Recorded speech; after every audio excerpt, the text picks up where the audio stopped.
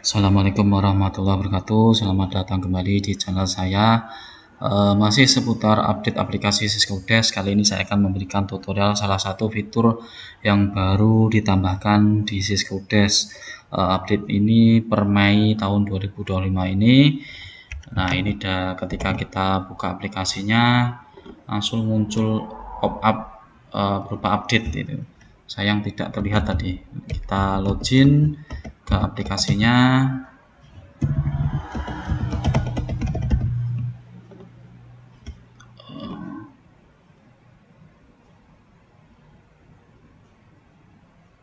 Catatan rilis. Nah, di sini ada catatan rilis Cisco Desk versi 20 April 2025 sebenarnya ini ada 17 update yang ditambah di sini, tapi yang perlu agak sedikit pelakuan masalah penatausahaan adalah penambahan laporan buku saldo deposit pajak.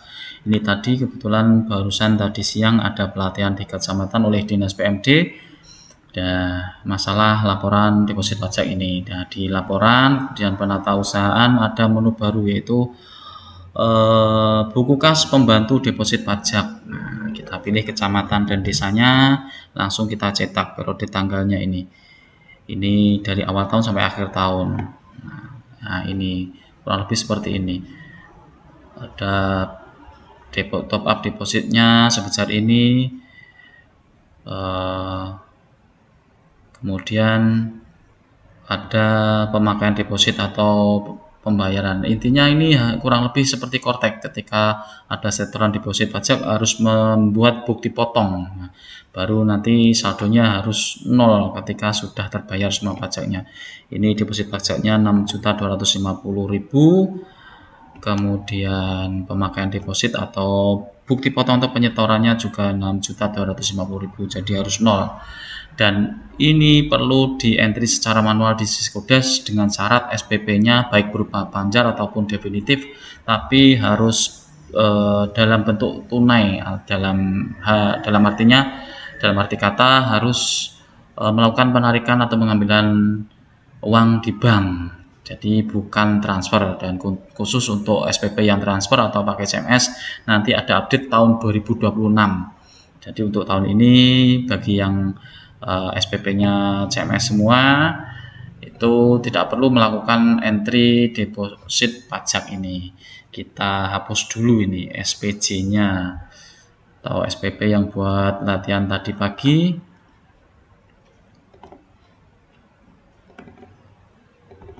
Nanti saya praktekkan lagi untuk bagaimana cara mengentry. Penyetoran pajaknya juga sudah ada, jadi harus dihapus dulu ini.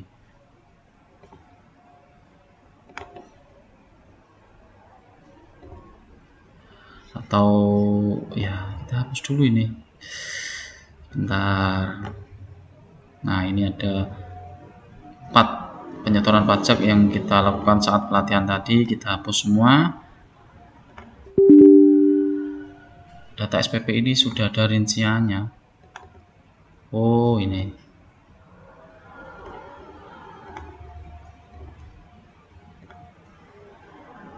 Jadi untuk menghapus penyetoran pajak juga seperti ini. Rinciannya harus dihapus dulu.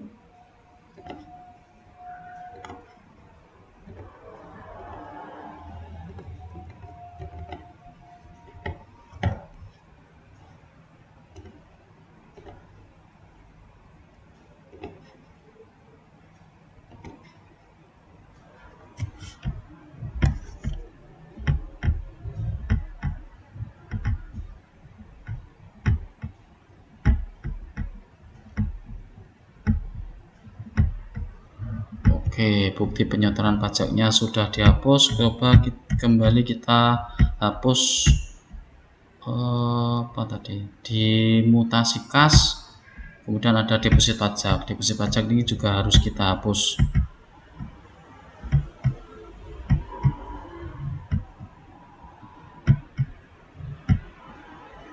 Ini karena buat latihan tadi, kemudian pencairan SPP-nya juga kita hapus juga. SPJ kegiatan yang tadi Ini juga kita hapus juga, bisa nggak ini? Oh, potongan pajaknya dihapus dulu. Ternyata sulit sekali untuk menghapus SPP yang buat latihan ini.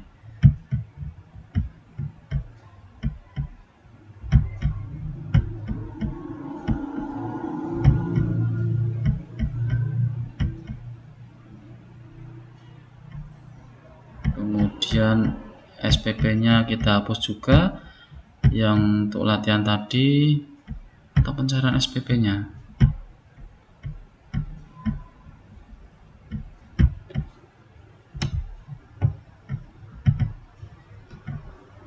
Oh, ini juga dihapus pencairan SPP-nya.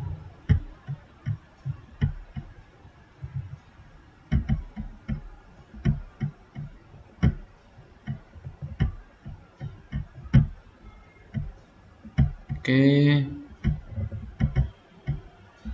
kita hapus SPP-nya.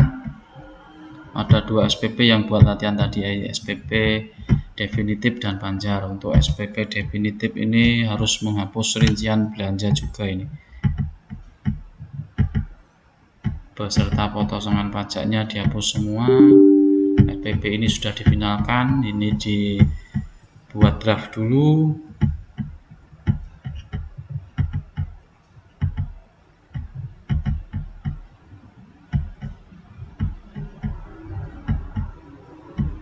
Ini masih langkah untuk menghapus SPP yang dibuat untuk latihan, jadi belum ke langkah cara mengentry deposit pajak.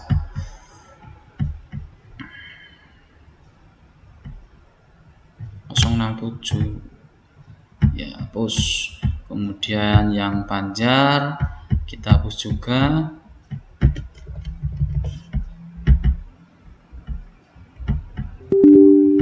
Sudah final, harus diubah ke draft dulu.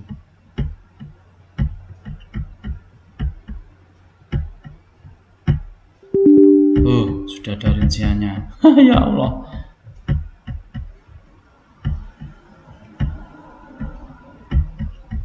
Oke, ini sudah 0. Jadi nanti ini langsung saya lanjutkan caranya, langkah-langkah untuk mengentry laporan deposit pajak, penyetoran deposit pajak. Yang pasti syaratnya SPP definitif atau Panjar, SPP bentuk tunai dalam arti pengambilan uang di bank. Kelihatan nggak ini? Nah, yang pertama kita coba untuk SPP definitif. Pertama kita buat SPP Panjar dulu. Kita buat SPP-nya dalam bentuk Panjar.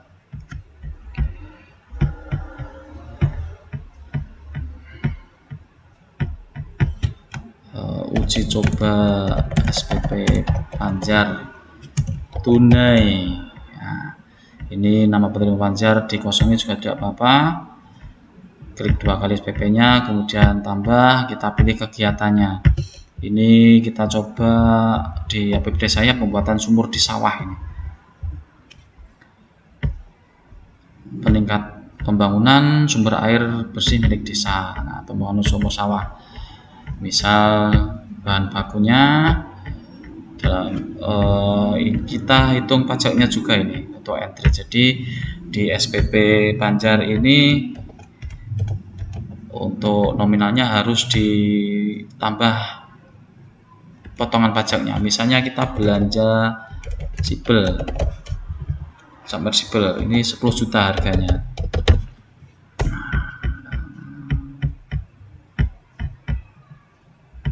Langsung kita hitung PPh beserta PPN-nya.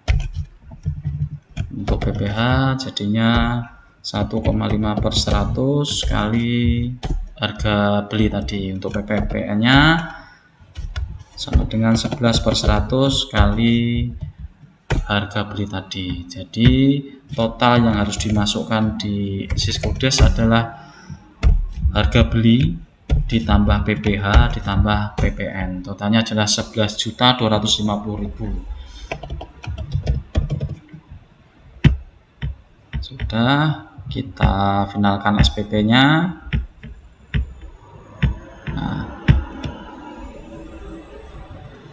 Nah, setelah ini seolah kita sudah buat SPP, kemudian minta rekom ke camat, kita kepala desa dan pembendahara sudah melakukan pengambilan uang di bank, masuk di mutasi kas, nanti kita entry pengambilan uang di banknya.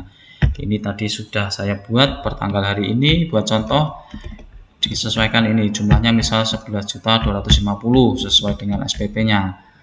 Kita ubah.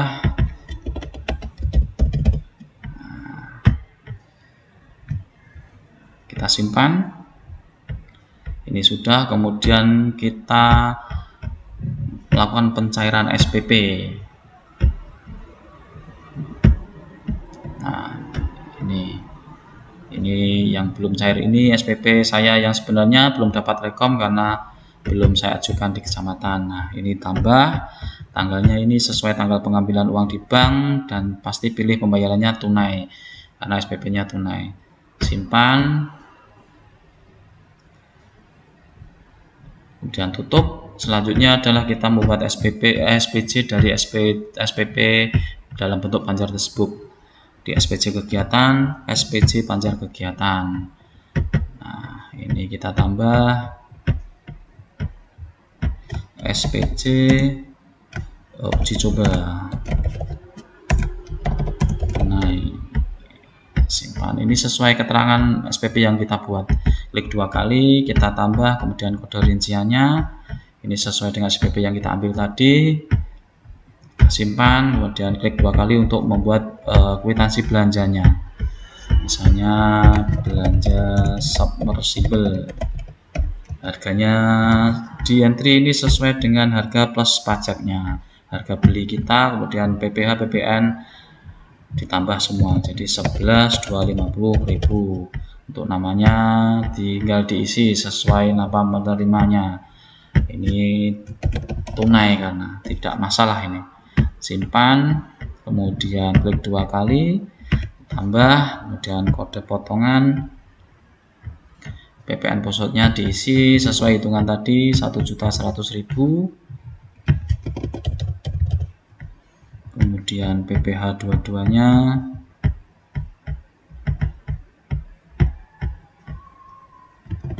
150.000. Nah, setelah dibuat kwitansi seperti ini, harusnya bendahara desa membuat kode billing sesuai dengan rincian seperti ini, kemudian melakukan pembayaran pajak di bank ataupun di kantor pos juga bisa. Umumnya di bank ini. Setelah melakukan penyetoraan pajak, kita akan mendapat NTPN. Nah, setelah itu kita entry di penatausahaan, kemudian mutasi kas, kemudian deposit pajak sesuai dengan pajak yang sudah dibayar oleh bendahara desa. Tambah, kita pilih pembayarannya tunai, tanggal sesuai dengan pembayaran pajaknya. Ini harusnya diisi sesuai dengan pembayaran pajak per bukti bayar. Biasanya NTPN-nya karena masing-masing, jadi misal ini untuk PPN dulu, PPN sumur submersible, kode billingnya disesuaikan dengan kode billing yang dibuat, NTPN-nya juga, kemudian nilai deposit pajaknya sesuai dengan pajak yang sudah dibayarkan. Simpan, kemudian kita tambah lagi. Nah, ini untuk PPh,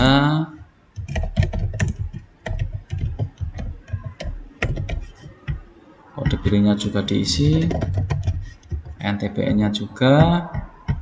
Ini harus disesuaikan dengan yang diterima di bukti pembayaran. Nilai deposit pajaknya 150.000. Oke. Jika sudah, langkah selanjutnya adalah melakukan penyetoran pajak. Ya, pekerjaan semakin tambah ini. Ini khusus yang tunai saja untuk sampai saat ini, karena untuk yang transfer update-nya per 2026. Nah, setelah masuk di penyetoran pajak, kemudian kita tambah, kita pilih metode bayarnya, ini adalah deposit. Nah, tanggal buktinya sesuai tanggal pembayaran, kode rinciannya kita pilih PPN pusat dulu. Kode mapnya paling atas ini PPN dalam negeri masa, kemudian keterangannya PPN submersible.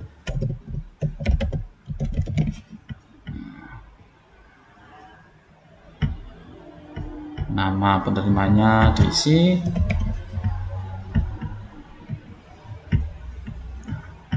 kita simpan.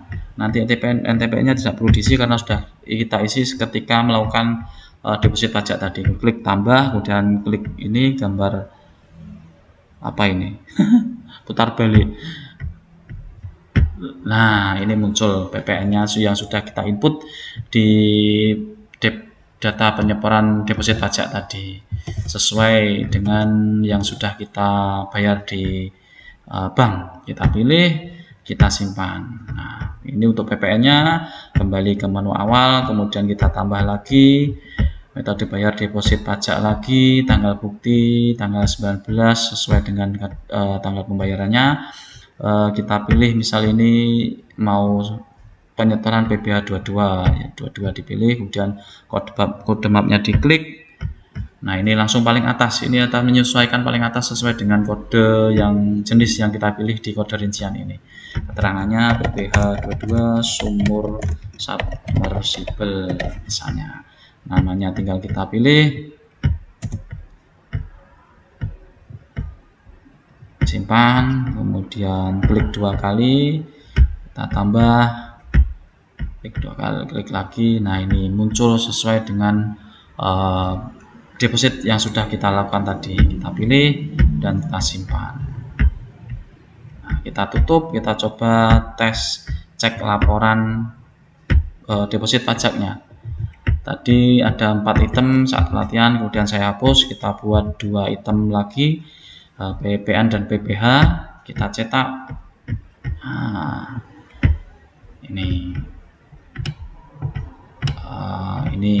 ini deposit yang sudah kita lakukan, berarti pembayaran di penyetoran pajak tadi saldonya sudah 0. Nah, bagaimana untuk SPP yang definitif? Langsung coba kita praktekkan juga.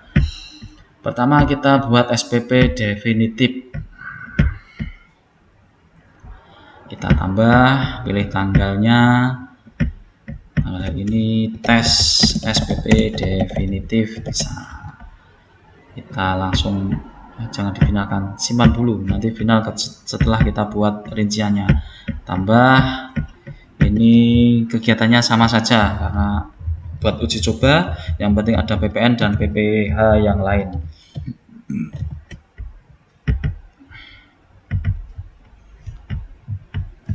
Kita beli trafo.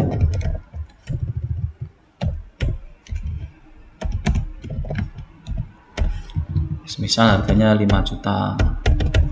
Jadi PPh-nya 1,5/100 kali harga belinya 5 juta, PPN-nya 11/100 kali harga belinya 550.000. Jadi total yang harus kita input di Syscoudes adalah harga beli ditambah PPh ditambah PPN 5.625.000.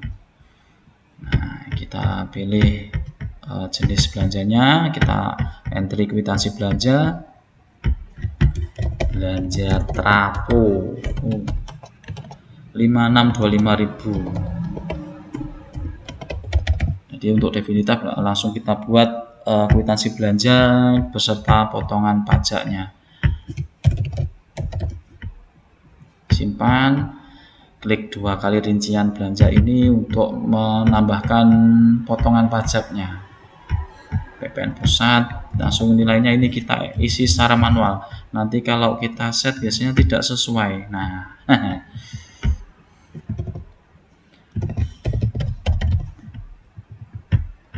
tambah PPh-nya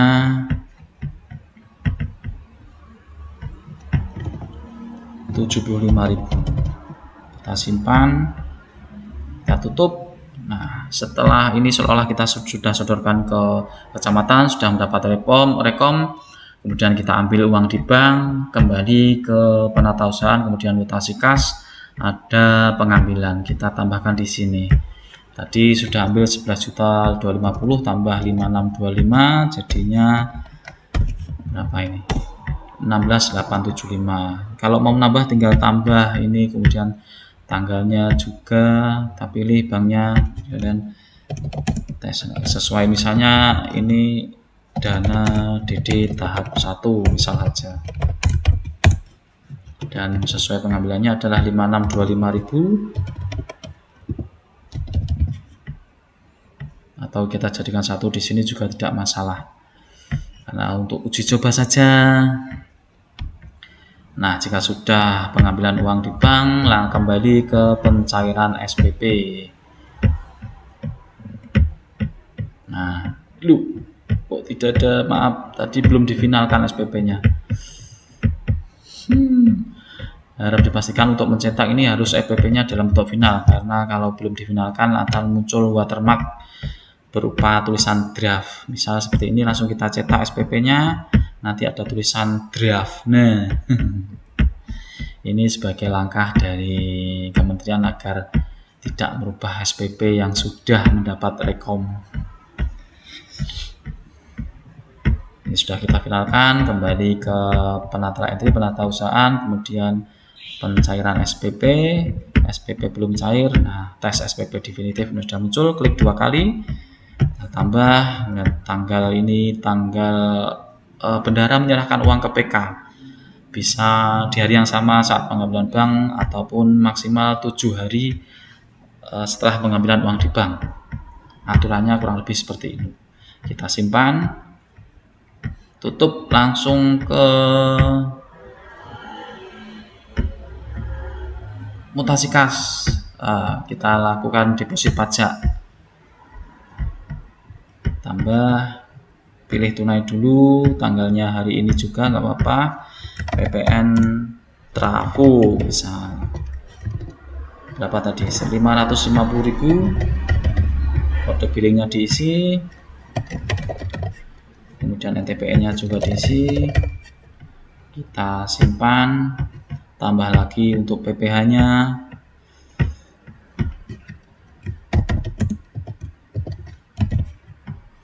Nilai deposit pajaknya 75.000, disesuaikan dengan potongan di kwitansi Siskodesnya, sesuaikan dengan pembayarannya, kode billingnya diisi, NTPN diisi, harus disesuaikan dengan kode billing dari Kortek, dan NTPN ini diisi dari bukti bayar pajak yang kita terima dari bank saat melakukan bayaran pajak. Kita keluar, kemudian data entry, penatausahaan, kemudian di penyetoran pajak. Nah, ini paling bawah tadi, ini untuk latihan yang panjang tadi, kita tambah metode bayarnya tetap deposit, salah, tanggalnya sesuaikan dengan tanggal pembayaran, kita entry yang PPN pusat dulu. Nah, kode mapnya nanti akan otomatis terpilih yang paling atas ini. Keterangannya PPN trafo, nama pihak ketiganya ini nama rekanan.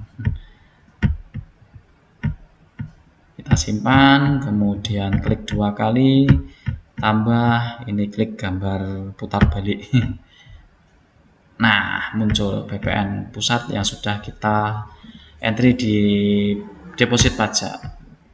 Simpan lagi, kita entry selanjutnya yang PPh,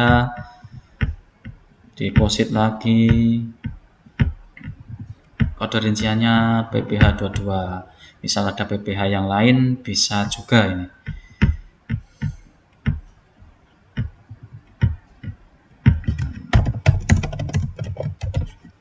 Trafo, kemudian nama rekanan atau pihak ketiganya, kita simpan lagi, klik 2 kali, tambah, klik putar balik. Nah, ini agak ada berapa detik, 2 detik lah untuk loading. Kita pilih langsung kita simpan. Ini sudah selesai, tinggal kita cek laporan penatausahaan di laporan buku kas pembantu deposit pajak, harusnya tambah 4 baris lagi ini. Jadinya 8 baris. Deposit pajaknya ada 4 pajak yang kita depositkan tadi, pembayarannya juga 4 sesuai, jadi saldonya harus 0. Ini sama seperti yang ada di Kortek, kurang lebihnya seperti itu. Itu tadi langkah-langkahnya untuk perlakuan agar bisa memunculkan buku kas pembantu deposit pajak di Siscodes update per Mei ini, Juni sekarang. Ini tadi rilisnya per April, tapi tergantung masing-masing daerah rilisnya per kapan. Saya ingatkan lagi, ini khusus untuk yang desa melakukan SPP atau pencairan dalam bentuk tunai. Untuk yang transfer atau CMS tidak perlu melakukan hal ini karena update-nya khusus yang CMS akan diberlakukan per awal tahun 2026. Kurang lebihnya mohon maaf, jika belibet atau kurang jelas silahkan tulis di kolom komentar. Sampai bertemu di video selanjutnya. Assalamualaikum.